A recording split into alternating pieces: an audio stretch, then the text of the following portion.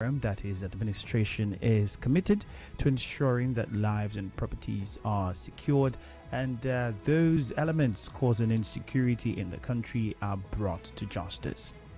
Our conversation for this morning isn't too far from that, but from a different angle.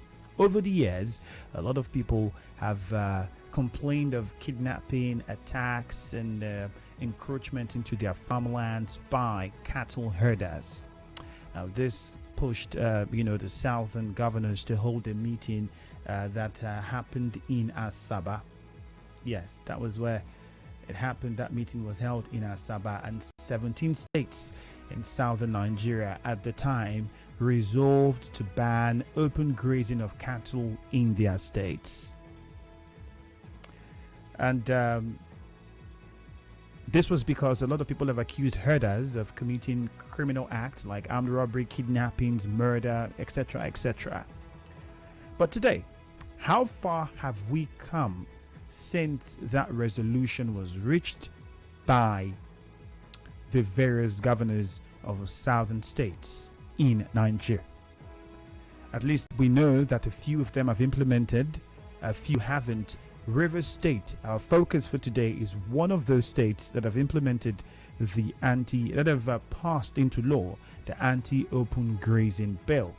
We also know that we have Ondo State, Delta State. I think the latest, the governor over the weekend, that's last week, passed that bill into law as well as a couple of other states, even in the southeast, that have also jumped on the wagon and passed the anti-open grazing bill into law. I know that the governor of Enugu State, yes, has done that as well. But then, general overview would be, how is this working out? In Lagos State, however, it is yet to be passed into law. I know that the last time, I think Lagos tried. I may be mistaken. They may have. But the last meeting they had got the Miyetti Allah saying if Lagos State would sign the anti-open grazing bill, then a cow could cost up 2 million naira. That conversation came up at that time. And many have said there are politics, some sort of politics involved, because, why we all had an agreement, why aren't we seeing all of the states, jump in as quickly as they can to implement this?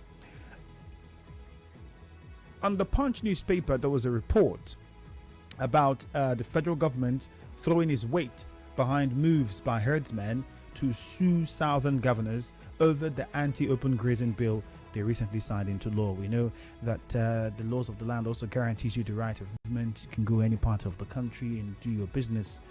But we're not arguing what the law says or didn't say now. So that came up. It was a statement that was released from the Office of the Attorney General of the Federation and Minister of Justice. His special assistant actually put out that information. And Ebonyi and Osun State Police Commands have said that they would enforce the law. Lagos State Police Command said that the police would only provide protection to enforcement teams of the state. The Rivers State Police Commissioner Friday Buka, on his part, says he had not seen a copy of the state anti-open grazing law. And that is where we are coming to, Rivers State. Since that law on a ban on open grazing was passed and signed by the governor, can we say that we haven't seen much implementation? Because even just close to my office complex here, we still see cows roam the streets on the East-West Road. It's not like it's sometime in the night, broad daylight in the afternoons, we see this happening. And it's been weeks over now since that bill was signed into law. The last time we had the Commissioner for, Agriculture, saying that sensitization would be done and before they would begin implementation. I don't know how much of that has been going on, but over the weeks until now, if you have heard of any advert, perhaps on radio or on television, or you've seen any campaign on the street, or perhaps you've heard of meetings being held with, the representatives of these herders to properly sensitize them about the new law that has been made by the state, you could do well to inform us. But to the best of my knowledge, I haven't heard or seen any of those. And so it brings us to ask the question: we made this law as a state government. What are we doing to implement it? And if the police commissioner is saying that he hasn't seen a copy of the anti-open grazing law, it then brings us to question who would implement it, because the police are supposed to be the number one people to implement that law. The fact that he is claiming not to have seen the law, a copy of that state anti-open grazing law, could that be why we are not seeing the implementation that we ought to? I'll take our minds to what's been happening in Benue State. Autumn complaining a lot of the times ever since he signed that bill, a ban on open grazing. We have seen how he has come out a couple of times to complain about the insecurity and all of the other things that he figured was happening in the state, and he thinks it is because of that. We've also had situations where the Mietiala has said, well, this is an attack on people who are into this kind of business. Well, back and forth it has gone. But if we're looking at what is happening in River State, the question would be, what are we doing so far with implementation of the law? What is the government saying about it? It's been really quiet for a while. My guest would be joining us shortly. He is a socio-political analyst and community leader, Chief Loveday Okere, and he will be with us in the studio shortly. But in the meantime, I would want to know what your views are, so perhaps now will be a time for you to send in your WhatsApp messages and share your thoughts with us. 0809-030-6416, 0809-030-6416 is the WhatsApp number. If you want to call the studio lines, 0817-923-0002, 0817-923-0003, 0817-923-0007. If we are going to look at putting up a law that prohibits open grazing, what plans do we have to ensure an environment where people who are involved in grazing their cows can do their business? Whether you like it or not, people in River State consume a lot of meat, and if we put a ban on open grazing, I know that there was statements that some parts of the bill at the time it was on the floor of the House, it was going to contain areas where, you know, the people, the herders will be given a certain area where they can graze, or pathway in some communities. I don't know how realistic that is, but as it stands now, the complaint has been the fact that the price of meat could go up.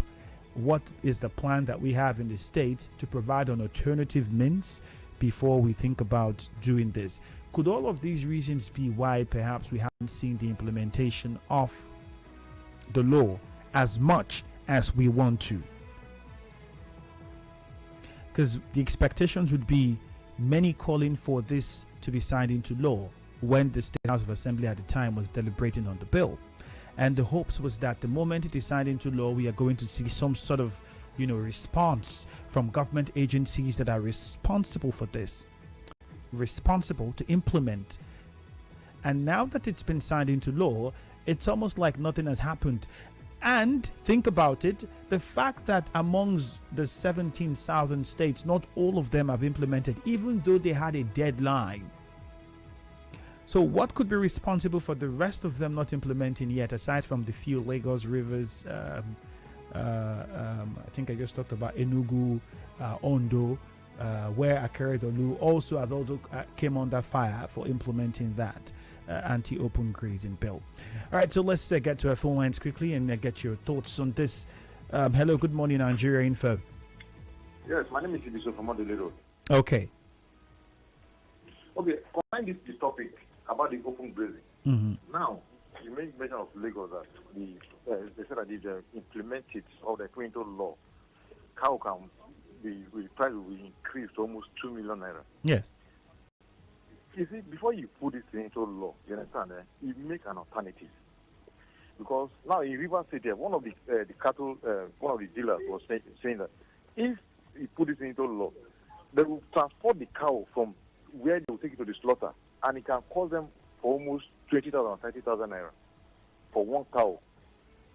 Now, they will not, if they make it like that, that amount they are spending to transport one cow to the slaughter, they will put it in the price to sell to the masses. So it's the masses that will suffer the will be paying indirectly. That will be paying for that money they are using to transport the cow. Mm-hmm. So my own suggestion is, if the state government, if you are putting this law, you look for an alternative means of creating a place that, if for example now, Rumosi is where Nigeria Info is, so everybody can come to Rumosi and do what they want to do, maybe buy this thing and take it to the market and sell it. Because these people that are selling this thing, they will not be a business that will make them to run at loss. So a place, it creates maybe, because you are making revenue there, 5 acres of land, this is for this business here. Everybody wants to deal about cow business, stay here, and you pay revenue to the state government. Okay. Because if you don't do it like that, you say they should do it on their own way. And you know, in Nigeria, price control, nobody has every right of price control. Anybody can just get up in the morning and say that this is the amount I want to sell it. And people will buy it. Nobody will question the person that, why this price? So the government should look for that option B of making a solution where they will, make the thing to look. All right, thank you. So the masses will not suffer it. Thank you very much. Thank you. Okay. It brings us to ask a very valid question. What is responsible for the delay in implementation? Why aren't we seeing that implementation in River State as we ought to be seeing ever since the ban on anti-open grazing bill was signed into law by the government? Hello, good morning, 92.3 Nigeria Info. Yes, good morning. Good morning to you. Your name and where you're calling from. My name is David West. Okay, David West. Yeah, you see, it is not enough signing into law ban against open grazing. Effort should be put on after the ban. What measures do we put in place for this grazing or whatever to go on? Because it's something we cannot do without. You take it or you leave it. And it's not all the cows you see that are being owned by the people from the north. Our people too here too are so much into this cow business you see, and they hire the same people to take the cows around for them, to take care of it for them. I give you an example. There was this law on open grazing in Bayelsa State, and some cows were seen moving towards Amasoma, the place where they call Amasoma. Those cows were arrested. It was at the point of the Commissioner of Police Office that a phone call came in. Please, the cows were not originally to go to Amasoma. They were to go to Okere. Release them for me. They belong to me. Very highly placed person in the society. Let me not mention the name. And that was how those cows were released. So it is better we do the ranching or whatever. Okay. So that these people can do their business, pay tax, you tax them very well, restrict them, profile them. They too will abide by the rules. Nobody says you use your car to move from point A to point B to destroy another man's woman. All right, David West, thank you very much. Thank you.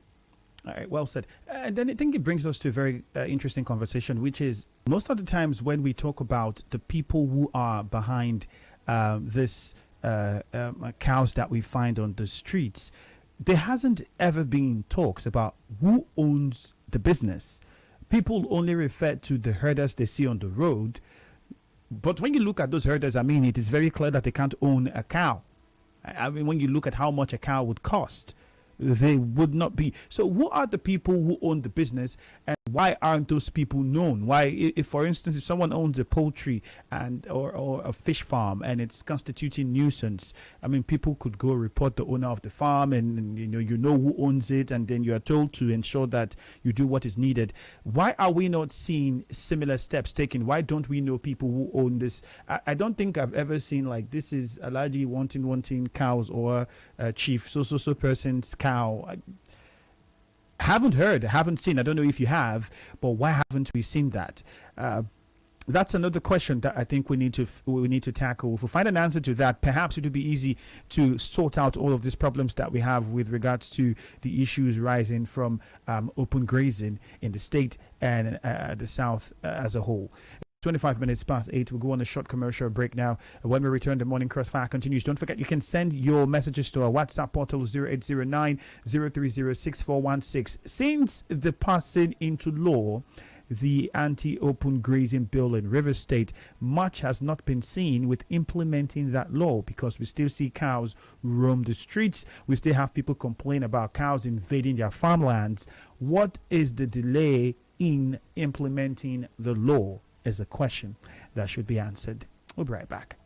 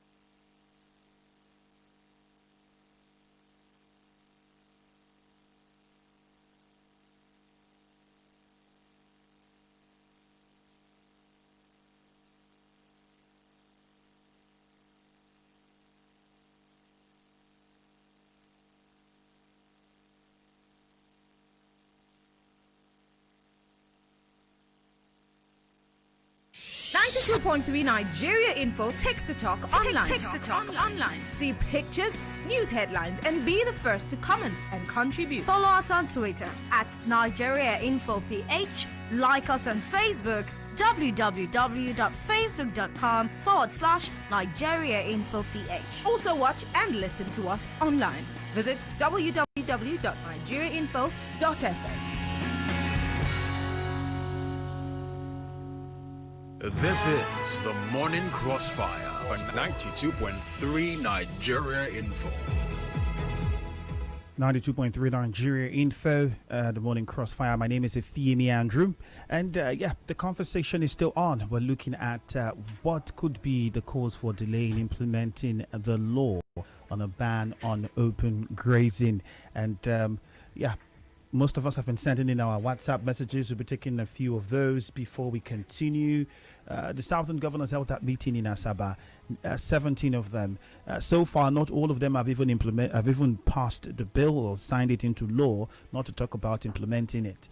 We have the few that have, and those who have even passed the law, we're not seeing much with regards to implementing it. What is responsible? On WhatsApp, this message says, "Good morning, Brother Andrew. Whenever Governor Wike flags off a project, it will not be commended. But when something bad happens, we will start to castigate him. May the soul of persons who died." Okay, rest in peace. The decision by South governors on the implementation of the anti-open grazing law is in order, but a lot of the governors are still dragging their feet as to implement it in their states. The question is why? That's what we're trying to figure out. It's a double-edged sword. Allow the herders to constitute a nuisance in the farms, or think about the high cost of meat for the people. The decision is entirely theirs. CC from Okere sent in that one. Good morning, Nigeria Info. I stand by the statement credited to Governor Nasir El-Rufai, wherein he called the anti-grazing law as non-implementable. The Southern governors has resorted to attention-seeking than swinging into action. As for Governor Wike, he can even squash the law in exchange for presidential ticket if any Northern Alaji ask him to do so. Prince from Akpo sent in this one.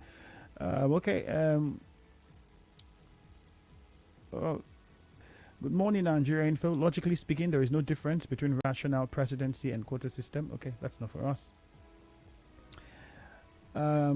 I have my guest in the studio with me, Loveday Okere.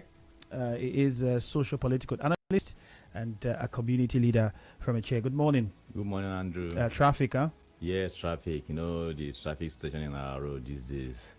We'll have to deal with it One way or the other. Maybe when the flyovers are completed.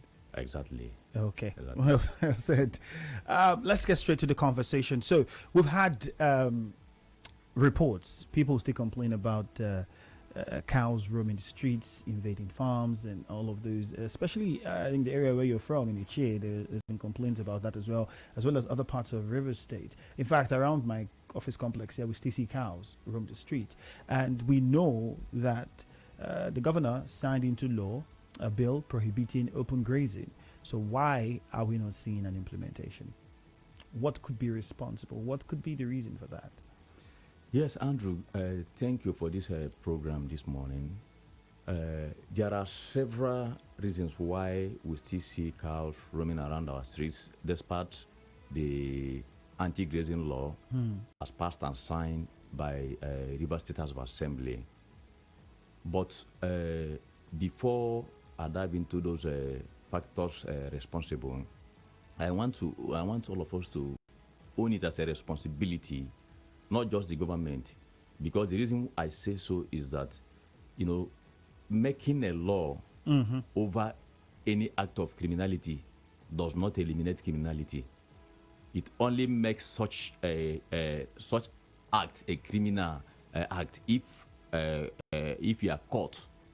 So if after the law has been passed, I'm yet to hear that any person or group of persons or a community has apprehended herdsmen in their community. And so, for instance, in your community, as a community leader that you are, none has been apprehended. Yes. So that is the only way we can test the law, because we have a law against stealing, armed robbery, kidnapping. That does not mean that we have eliminated kidnapping or any other kind of criminal activities. But what are you doing to also help the government to make sure that law, anybody that is caught in the act, is prosecuted? But people would be looking at the government to do something first. I'm coming. So if the government isn't leading by example, what do you expect the people to do? In fact, the River State Commissioner, the Commissioner of Police, says he has not seen a copy of the state anti-open grazing law. Andrew, who is government? You and I are government. The only thing different between you and I and those ones in power now is that they are currently in power. But everybody is a government, because government is a public office. Just that who is there to carry out certain activities, whether it has to do with executive powers, whether it has to do with the legislative powers or judiciary.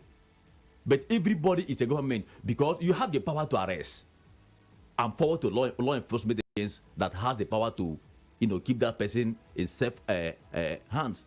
But let me not make it very complex. Let me put it straight by bringing those factors that are against the full implementation of this law. One is the government, and not just all government at all levels, the federal government. I say this because we are in a country where we value body language more than what is obtainable from our institutions and the constitution, so to say. I say this because check out what is happening in our constitution, where it is very obvious and clear on how VAT and tax are collected. So if our government do not value that, if our government cannot implement that, and they are still dragging what is very, very clear in constitution, is it what is passed by through the concurrent list that they will give attention to it? I say this because it is as if that the body language of the federal government is against the anti-open grazing. Okay, I'm coming. Chief Loveday Okere. No. If you're saying the federal government, I'm looking at the federal government didn't make this law. I'm coming now. Okay. The law enforcement agents that will help you and I to enforce this law are instruments of federal government. They are the people that give command and order to this. So are they responsible? To the police. Are they responsible for why the Commissioner of Police in Rivers State would say he hasn't seen because the Commissioner of Police is grazing answerable to IG, and the IG is answerable to the president. And what is the president saying about the anti-grazing law? The Commissioner of Police will be very, very careful on how he will implement it. And remember, Andrew, that if you come to Rivers State today, if out of the 23 local government areas in Rivers State, if you bring all the DPOs in the state, if there are 50, believe you me that 45 of them are Northerners. And majority of them cannot easily come and implement the law against open grazing. So I have said it that something will happen, and that the only thing that will happen is that, this is a new law. In my place, there is what we call three-leaf yam. This law is likened to three-leaf yam. If you cook three-leaf yam, boil it the same time and eat it the same time, you will have purge. You have running stomach. So after cooking three-leaf yam, you leave it for about 24 hours before you will be able to eat it. So this is a new law, and the government must understudy how they are going to implement this law properly. So why didn't the government do this study before in the first place, even making the law? Because the expectation would be, if you're making this law, you've seen a problem and you've taken your time to look at the problem, the causes, and what the law, the implications of the law and the effects of the law, and you've put out modalities that will help to solve those things before you then come out to sign it into law. So if you're saying now that they've signed this into law, yes, but then we're not seeing an implementation, it's because there are some factors. Did they not see the factors before they decided to sign this? You can never see it all at the first instance. Remember that. But the major ones you should have seen, and this looks like a major one. Yes. Remember that this anti-grazing law is a child of circumstance. The circumstance is the activities of the herdsmen as based on the outcry of the public over the damages to farmlands. So what they have done is the first step. There is a law in place, first and foremost. And now let me tell you that in the long run, so many things will unfold. And remember that one of the disadvantage, we are in democracy, one of the disadvantage of democracy, as we learned in secondary school, is delay in implementation of policies. Delay. But that delay did not come up when he had VAT. Because we know that the moment the court the moment the court gave the order for when the River State government won got the first order from the court, yes, saying that yes, constitutionally it is empowered to collect VAT. We know it took a couple of days, if not. There was a meeting that was held with all the business was there people a in the resistance state. from federal government? Wait, I'm coming. No, I wouldn't say resistance. The federal government had the right to go to court, and they did. But what point I'm making is the swiftness it took between when the High Court in Port Harcourt here gave that judgment and when the Rivers State government had the meeting with business people and telling them that they the state now is collecting VAT and they should pay to the state was so fast. And we're saying if we had that sort of swiftness, we had the bill signed into law today on anti-open grazing. Why didn't we perhaps 2-3 days later perhaps see a task force or see whatever? That's if there's been a plan before the bill was signed into law. Thank you very much. You see, I'm not the spokesman of Rivers State government, but to the best of my knowledge over what I think that is one of the reasons why they don't want to be too fast over it. The issue of VAT, yes, it's a national thing. Is less controversial compared to the issue of herdsmen, because issue of VAT is something that is dealt with majority of civilized people in the society. Herdsmen, lives of people are at stake. Thank you. People have been losing their lives. Thank you. So that makes it even more important because lives are involved. You see, where I was going to, you have even helped me, because people's life is at stake. The governor have signed or is on oath to protect life and property. Controversies over VAT may not cost life. The only thing it will take is money over litigation. Exactly but, the point. But thank you. But the issue of herdsmen, majority of them that are in the bush, various forests, grazing, some of them don't hear English. Some of them do not even have radio. Some of them do not watch television.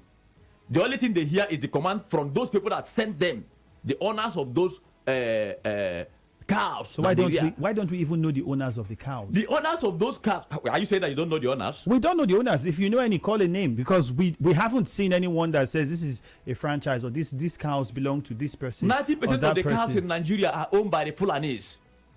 The nomadics. Where did we get those figures? Because we know that if we say 90% of them own the cows, it's only appropriate that we ask for details or where those figures came out from. Because we know that we have people from the south also who are in this business or who own cows. That is why I say 90%. The rest 10% I've given it to anybody that may have been in the business, and some of them that are in the business are just in the business for maybe they have abattoirs where they slaughter cows. So I want to tell you that looking at, because we use random sampling, I'm from Okere, and I want to tell that the whole Okere, I don't think that there's anybody that has that real cow. Any person from Okere in Okere that rears cow.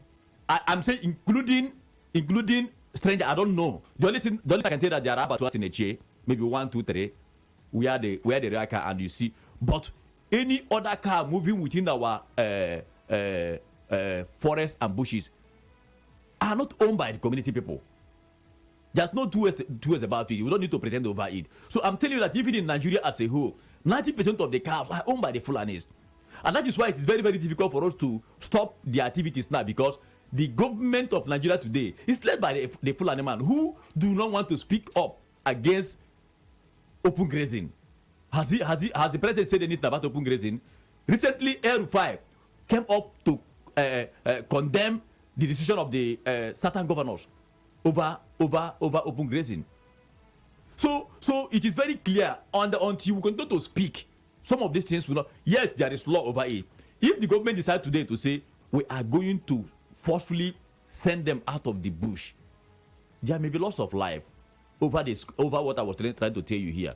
I believe that within 1, 2, 3, 4, 5 years, we may not have cows within our streets again. By then, the present administration must have gone out. Maybe the new person that will be the next president or governor may have a fresh idea, since the laws are already in place. Okay. So this is democracy. Most of the things are not done forcefully. You do it with a lot of sensitization, dialogue with people, and it will come to pass. All right, let's get to our phone lines and then WhatsApp portal. But then remember, while we're putting these laws and we're impeding or preventing herders from roaming around with their cattle, there's also an effect to that, which would be the economic value of it. People who consume this beef.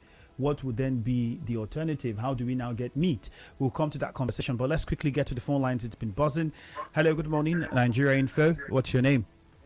Yeah, my name is Kingsley Andrew. Good morning. How are you doing? Very fine, thank you. Straight to the point. You have 1 minute. Okay, that's good. You can look at your guest in the studio there, the way he's answering your question. I everything in Nigeria is being politicized. It's a straight question. The issue of VAT was followed up immediately. The issue of open grazing, that the law has been enacted. What has happened? What are the sensitizations that they are passing on? Have we ever heard it one day in the radio? You ask him a question. Who owns those cows? And he's telling you that it's 90%. That's an assumption. That's an assumption. We don't need such a thing. What we need is action. The governor should say, go to radio, go to social media, and you see the way Autumn did his own. They are demonstrating it today. That is open. So what we are trying to say here is that let us not be political in everything we are doing and saying. In this South, I mean, it's too bad. I'm upset. All right, Kinsley. Thank you very much. Kinsley says he's upset, but Andrew, can I say something? You would. Hello, good morning. Hello, good morning. My name is Ochi Andy, and I'm calling you from Sasro. All right, go ahead. 1 minute. Yeah, I think what we are doing in this country is the aspect I see as when somebody is doing something, you want to follow the person to do it. Yes, that's what I think. Some of these governors that came out to speak against open grazing, they just did that because other governors are doing it. They have never gone down to find out how to mitigate or at the end of the day, how to try as much as possible to bring out another options that people that are in the forest. But it's going to pay a long way if the people that are in the forest are out and the lives of people, the number of people that are being killed every day reduces. The state government has enacted a law. Well, I don't know. Do we know the power of House of Assembly? Do we know the power of House of Assembly? Is it that when it comes to some certain issues, you retard? No. What we're saying is the government know the solution. They know how to enact law. Just like some persons have said, the act of that. Look at the River State government is pursuing it. Courts and everything and money are going inside. And what we are saying is saving lives so that the Fulani people will stop killing people. And you are okay. I think we'll correct that impression. You can't say that. You can't say that the Fulani people are killing people. Sorry, because we don't have any confirmation to say that. It would be very wrong of you to point fingers at any ethnic group and say they are the ones killing people. I mean, I think you should not say the herdsmen are killing people. Killing is not monotonous to a particular group. Anybody from any part of the country can do that. Okay. You wanted to say something? Yes, I wanted to say the man who said we are politicizing the issue. I don't know where the politics is coming in here. I'm sure that his reaction is based on his personal opinion. And the way I look at things is the way I see it. I speak objectively. So there is nothing like politicking here where the governor have... If the governor wanted to politicize it, he could rather say, I will not sign it into law. But the governor has come out to say that there is need for me to sign it into law. Now we are trying to put side by side the effort of the governor over VAT and that of the ban on open grazing. And I have said here that perhaps one of the reasons why the governor is very slow here somehow, as it has to do with the anti-open grazing, is because it has to do with individuals directly, that there's a way you go about it and people will die. But that of VAT do not have direct bearing with people face to face. So, and you are dealing with more civilized people in society that has to do with tax collection. But open grazing, you see people who have not gone to school before, they are there in the bush. The only language they hear is that of their masters, who will say attack anybody that comes to chase you out of the forest. And they will attack. All right. Hello. Good morning. We lost that call. Hello, good morning. Nigeria Info. Good morning. Good morning to you. Your Let name, me move please. out of this place. Now, it's a good law. The anti-open grazing law is a good law. But like Rufai said, it's unimplementable because the southern governors have no authority over the police that implement laws. That's the unfortunate way Nigeria is configured. Exactly. The authority of the police is somewhere else. And the governors are the chief security men. What an irony. So who implements the law? Exactly. Like guest rightly noted, most of the commissioners of police, the top police hierarchy in most of these states are not Southerners. So how do they implement the law? They will not implement a law against themselves. Who are the headsmen? Are Southerners headsmen? Answer those questions. Thank you. All right, thank you very much. And okay, we'll take one more call before we go to our WhatsApp portal. Hello, good morning. Hello, good morning, my brother. Your name and where you're calling from? Good morning, guest. Yes, my name is Akancho. I'm calling from Bodo. Okay, 1 minute. Yes, this law, as other callers said, let us narrow it to, it has to do with human life. No more politicization, as other callers said, because they may stereotype it that certain people are not that people. It's not the issue at this point in time. And this cow or the animals that we are here is basically personal business. It's not a government business. And again, those crops, those agricultural, agro products in our farm have been destroyed daily. Let me take an example of our visited community in Kana local government area last week. Do you know that these men are still there doing their business on their farmland with a sophisticated gun? And now, who is in charge of divisional police in Bori? Who is the people in charge of Nova in Thai local government? Who is the man in charge of divisional police in Gokana? Where are they from? They are from a particular state in Nigeria, whose their people are rear this cow. So it is very impossible. Government can make a law, plain law. The law has been passed into law, and the governor has assigned it. Who will enforce it? Is it the farmer? Is it the helpless farmer, armless farmer? No. It is police, a law enforcement agency that will implement this thing. We are helpless in this situation. Thank you very much. He says we're helpless. Before we go to talk about implications economically, especially with if we had we're seeking a ban on grazing, let me take some of your messages on Facebook. Ipaga Helene Celestine says we're still waiting for the implementation. Open grazing still going on with its accompanying crimes and havoc. Celestine from Elele sent in this one. Jason Amakri says, it is marriage by force. Please, this is a private business, for goodness sake. What is the intention of the federal government to always bring this issue at the public matter? Onyechi Ichidike Elekwa says, no implementation at all. There is still open grazing ongoing with impunity. Richard Mini says, Godfather is giving us problem. That's what he says. But I think we should also put into consideration the fact that as we wind down, we have a few minutes left. This would also mean that have an adverse effect on availability of meat, which is already, on the high side at the moment. In Lagos, the Mietiala says if Lagos implements, which Lagos have implemented, the price of cow could go as much as 2 million. What plans do we have in the state as a government to make an alternative for people? Because even for the fish that we are supposed to have in abundance, it's still expensive. I don't know of a government-owned fishing company.